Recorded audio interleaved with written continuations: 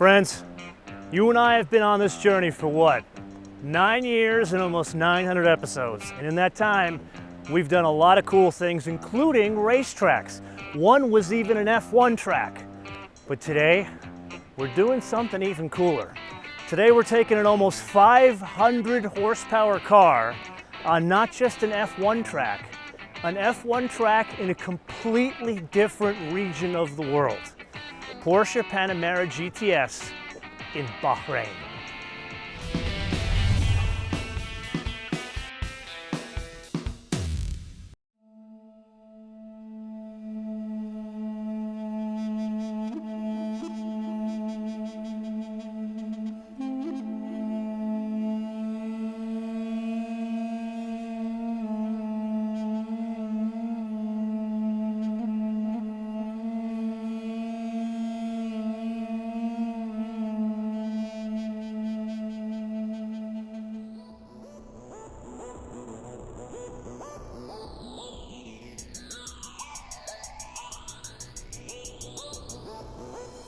Here we are, touching 200K, 206 to 10 to 11 to 12. Brake, brake, brake, brake, brake. I have to say something here as we do these warm-up laps. Yeah, Porsche, Mercedes, even Ford, they're all doing this V6 turbo thing, and they work great. And the concept is, let's get fuel economy, blah, blah, blah. But you and I both know you put your foot into these things, and the fuel economy gain of having a V6 with a lot of horsepower just goes away. And when you spend some time behind the wheel of a proper V8 like this, which I don't get that often anymore, you understand why the V8 is a superior vehicle, or really a superior mousetrap in a vehicle like this, because it effortlessly delivers power in a way that no V6 turbo can. Then you add the fact that this is two turbos that are packaged in the V. We talked about this in the tech review. Catalytic converter is even packaged in the V, so they can raise the temperature of the catalytic converter to 500 or 600 degrees Celsius faster to get it more efficient. Not that we're talking efficiency on this track as I go 170K. God, this V8 is the way to go, man. I love the way a V8 delivers power. So I would call this the sweet spot, because like the turbo is bonkers. It's the one I'd have to have, but the turbo is completely bonkers. The amount of horsepower it has. This is usable around town, completely usable at this track, but here's the thing. There's no technical or reason behind this, but this speaks to my heart.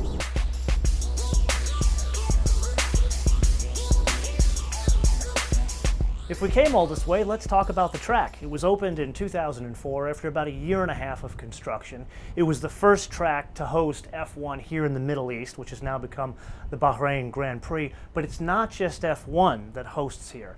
There's WEC 6 Hours. The Australians made their way here with V8 supercars, and there's also drag racing here. The circuit itself is 5.4K over 15 different turns.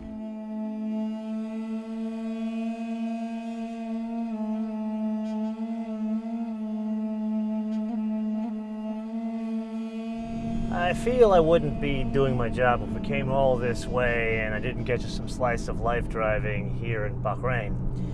So welcome to the King Hamad Highway. Need to share with you some driving experience from today.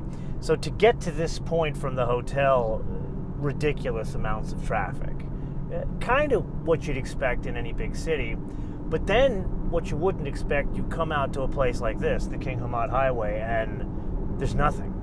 It's like a road to nowhere. There's some traffic, but it's amazing the stark difference from everything in the actual city to this road that goes down to a resort that's literally by the sea. A stunning contrast. Then a couple of other things. We are literally driving in the middle of a military installation. So on that side of the car over there is the Bahrain Defense Force. Haven't determined if it's Air Force or something else. I did see a Gulf Air 787 takeoff, so I don't know what that has to do with the Bahrain Defense Force. Then a couple of things. This is an area where I did want to test something that's new to Panamera. Well, I shouldn't say new to Panamera. It's not just this Panamera. You know how you get into the cars that have the fancy cruise control system, where I've got a car coming up here that's going very slow. I'm going very slow. And just as an aside, I'm going slow because there are speed cameras everywhere. Actually, nothing to do with the military base. There are speed cameras throughout the entire city. When it says 100, you go 100. In this case, 120, although I'm going very slow here because I want to catch up to this car and test this system that has this automated cruise control. So active cruise control, nothing new to any car like this, or even now Hyundais. But what's different here is this system, it not only will take into account this car in front of me and slow me down, in this case I want to pass this car, but what it will do is it'll take into account the GIS data, traffic data, as well as other layers of information that's in the navigation database, and plan out, I don't want to just say efficient, but efficient plus traffic-free plus stress-free to the car for the upcoming 1.8 miles. So another interruption here. I came here thinking it's going to be super hot and sunny, and there were tons of thunder showers to the point where I came in ridiculously late.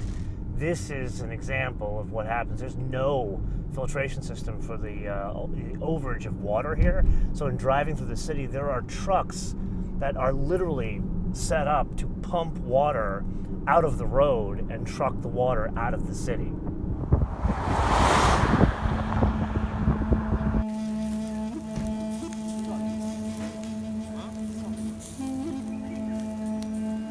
Okay, so I need to take a break from driving just for a couple of minutes to see my pal Vikram here, because even though we're not exactly in my home country, this is sort of the food of my home country.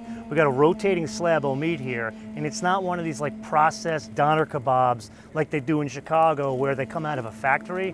Vikram was back there for like a couple of hours building the different pieces of the chicken to make it the rotating slab of meat. And then once it's finished kind of cooking here, you can literally cut off the pieces of chicken because it's so tender. I mean, look at, oh my God, Santa Maria Madre de Dios.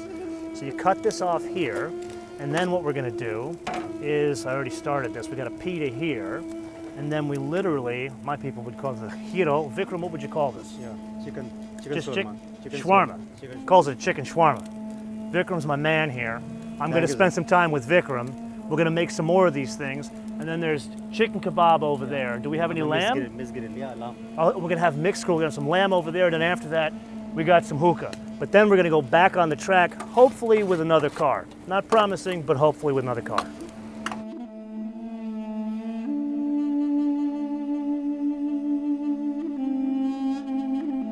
Okay, swapped out the car. Now we're in a Sport Turismo. And you and I are gonna try something, well, it's gonna be a first for me, I don't know about you guys. Nighttime on an F1 track, flat out, track to ourselves at this point. Foot to the floor, no more training wheels with Matthias and his 911. Okay, that was 220, brake, brake, brake, brake, brake. Let's get in some technical bits and really understand now that we don't have any training wheels on us. What is this, almost 5,000 pounds, 2,025 kilos to be exact with a Sport Turismo, and 453 horsepower. You're pushing this in the technical bits, and if I push more aggressively now that I don't have the training wheels on, I'm feeling just the ever so slight lean to the side. It's not like neutral handling, but it's as close as you're gonna get, almost 5,000 pounds, pushing it this hard on a track. And how many people are really gonna do this with a vehicle like this? Actually, you know what? Comments below, how many people would buy this and actually do this?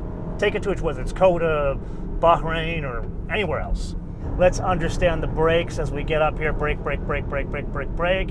And this one is fitted with the metallic rotors. Beautiful declining radius turn here. Metallic rotors, so 390 mils in the front, 365 in the back. I've pushed this thing pretty hard now. Remember, no training wheels. So we're at a point now where we're trying to understand exactly the fade on these brakes, and I'm just not getting any. It's amazing to me how strong the metallic rotors are on this, to the point where would I spend the extra, what, 8-9 grand on carbon ceramic rotors in a Panamera? I don't know if I would do that. Okay, here we go. Once again, the front straight with all the lights. You know what? Little customer service feedback. Can you guys see me? Like, do you like this night track stuff? Because we can do this other places. I love the idea of going on a track at night. This is incredible.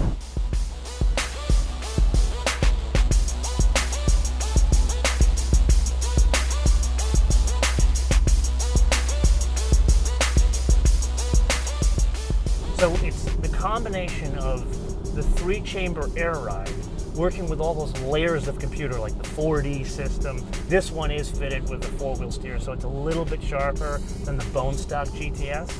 And then you add on top of that 20-inch wheels with the bigger rubber, again fitted standard on the GTS. I think it's more so of an impact with the shorter wheelbase than, say, like an S63 sedan. You put that car on this track, I don't think it can keep up with this. I really don't, even though the S63 has more power than this, because this would get away from it in the sharper turns.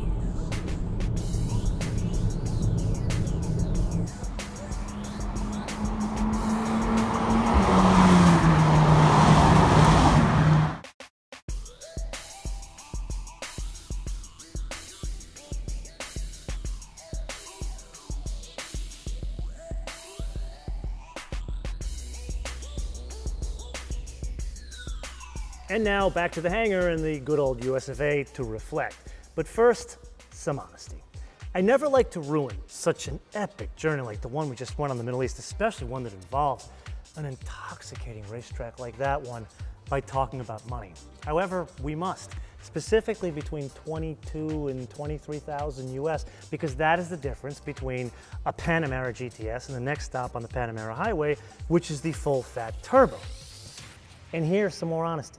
No one buys a Panamera, or really even a Cayenne for that matter, because of fuel economy. Yes, you can get a plug-in hybrid that goes, what, 15, 20 miles on electric charge, or does between like mid-20s to high 20s MPG. That's great. And yes, the 2.96 is a wonderful engine. But you are fooling yourself if you're buying a Panamera or a Cayenne because of fuel economy, which brings us back to the GTS. A Panamera is all about the experience, and that's why it requires the right engine. Now the right engine is on offer for the equivalent of the price of a brand new Prius. So this is a different GTS equation. It's not about grouping options and making it cheaper than if you pick them individually. It's about the right engine in the right car that delivers power. Yes, very similar power than the V6, but it delivers power better. And then there's the oral sensation that goes with it that cannot be replaced, especially in a market of declining options of turbo V8s. So now that we're all clear as to the real value of the Panamera GTS, I'm gonna leave you guys with a question, actually 2 questions. Question number 1 is the 22, 23,000 or whatever equivalent it is in your currency, is that enough of a difference to say no to a turbo V8? And question number 2, if you had to choose between the two, a Panamera or a Panamera Sport Turismo, which one would you choose? And let me know what region of the world you hail from and if you own a Panamera. Let me know in the comments below or via our social media, MotoManTV all one word, MotoManTV all one word, Facebook, Twitter, and Instagram. And with that, I'm going to leave you with 2 things. Number 1, thank you again for being along with me on this journey for the past 9 years that got us to that amazing track. And number 2, anyone going to Radwood? Because I think that is going to be my date this year. Until I see you next time, Malaikum wassalam.